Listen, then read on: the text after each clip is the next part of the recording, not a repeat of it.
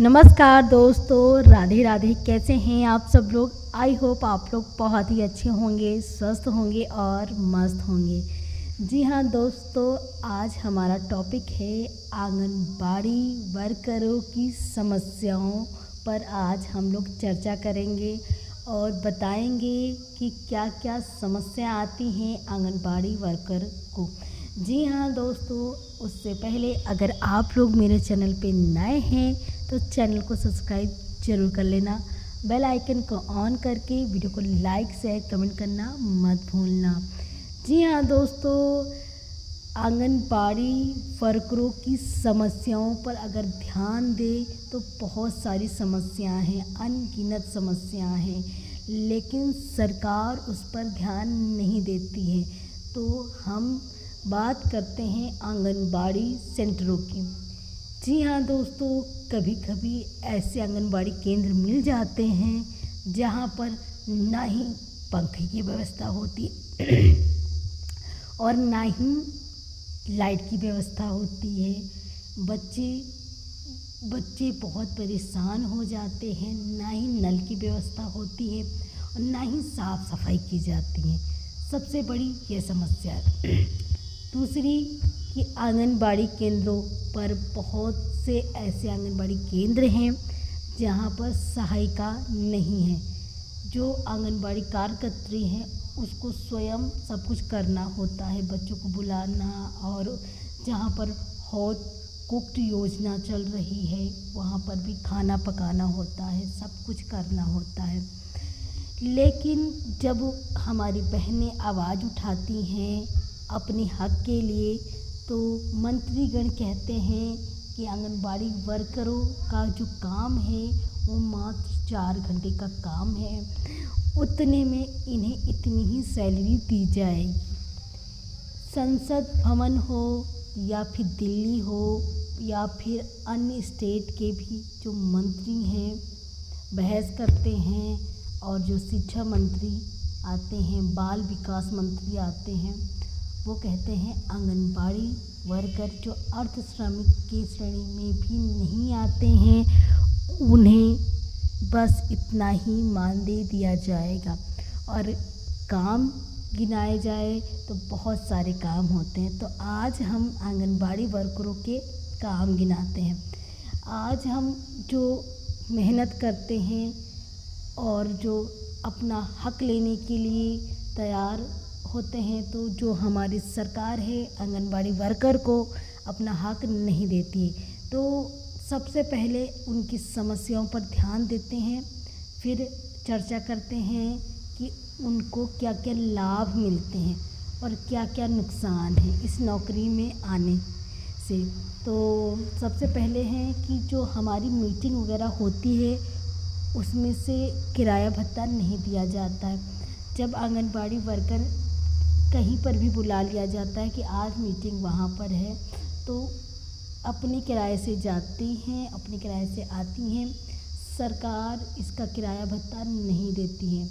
और दोस्तों, आंगनबाड़ी वर्करों से क्या क्या काम लिए जाते हैं, टीकाकरण का, बीएलओ का काम, वजन का काम, सब कुछ काम A to Z जनगणना करना हो तो सब कुछ, सर्वे करने का काम, जब इलेक्शन आता है तब उन्हें ड्यूटी लगा दी जाती है।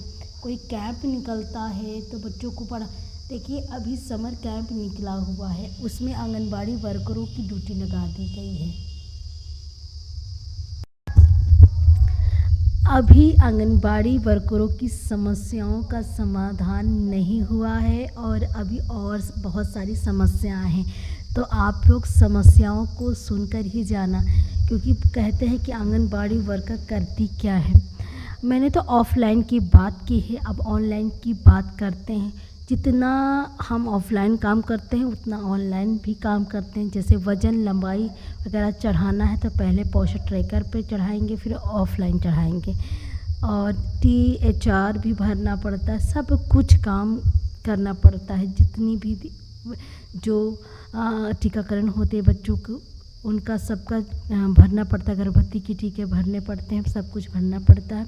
और फिर सरकार कहती है हमारी आंगनबाड़ी कार्यकर्तियाँ को काम ही कितना है, बस 4 घंटे की ड्यूटी है, आके चली जाती हैं, बच्चों को पढ़ाना होता है और फिर बच्चों को पढ़ाना होता है। फिर नए नए कैंप आ जाते हैं, जैसे कि इस बार गर्मियों में समर कैंप आ गया है, आंगनबाड़ियों की ड्यूटी लग गई है उसमें पढ़ाने की।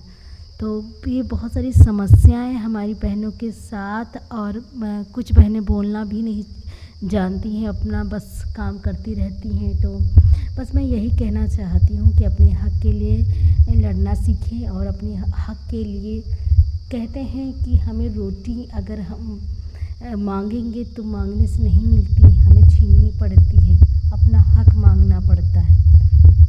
अगर रोटी कोई देगा तो ऐसे नहीं मिल जाएगी, उसके लिए लड़ना पड़ेगा। तो इसी तरह हम अपनी सैलरी, ग्रेजुएटी और जो ये पोषण ट्रैकर पे चल रहा है ई-KYC, क्योंकि ई-KYC करने से कोई प्रॉब्लम नहीं, लेकिन सरकार उसमें फ़ोन अवेलेबल कराएं और 2 GB डाटा दे, तभी तो हो सकता है। ने ऐसा देखिए काम नेटवर्क नहीं पकड़ रहे हैं, बहुत सारी समस्याएं होती हैं, लाभार्थी बैठे रहते हैं, उनका हो नहीं पा रहा है, बहुत सारी दिक्कतें होती हैं, नेटवर्क की समस्याएं बहुत ज़्यादा है, तो काम नहीं हो रहा, कभी फ़ोन हैंग कर रहा है, वो ख़राब पड़ा हुआ, कुछ काम नहीं हो रहा है, लेकिन पदाधिकारी कहते हैं काम करें काम करें काम करें। तो जब आंगनबाड़ी वर्करों के पास फ़ोन ही नहीं होगा तो काम कैसे करेंगे। तो आप लोगों के कमेंट आने चाहिए, बहुत ही जितनी भी हमारी आंगनबाड़ी कार्यकर्तियाँ हैं, बहनें हो, चाहे नई हो चाहे पुरानी हो, सहयोग पूरा आप लोगों को चाहिए। और हाँ, फेस कैप्चर और जो ई-KYC को बंद होना चाहिए, क्योंकि बीच का रास्ता निकालना चाहिए। क्योंकि देखिए कि गांव की जो औरतें होती हैं बहुत कम आती हैं, जैसे कि नई महिलाएं हैं बहुत कम आती हैं, अगर उनका फेस कैप्चर कर लेंगे तो जैसे उनकी सास आ जाती, ननद आ जाती, देवर आ जाते, पति आ जाते, वो नहीं घर से निकलती, तो बहुत सारी समस्याएं उत्पन्न हो सकती हैं। इस पर विचार किया जाए। तो वीडियो अच्छा लगा तो लाइक शेयर कमेंट करना मत भूलना। और हाँ, कोई क्वारीज, कोई आपकी राय है तो आप लोग कमेंट बॉक्स में ज़रूर देना। मिलते हैं नई वीडियो के साथ, नई जानकारी के साथ, तब तक के लिए दोस्तों नमस्कार दोस्तों, राधे राधे।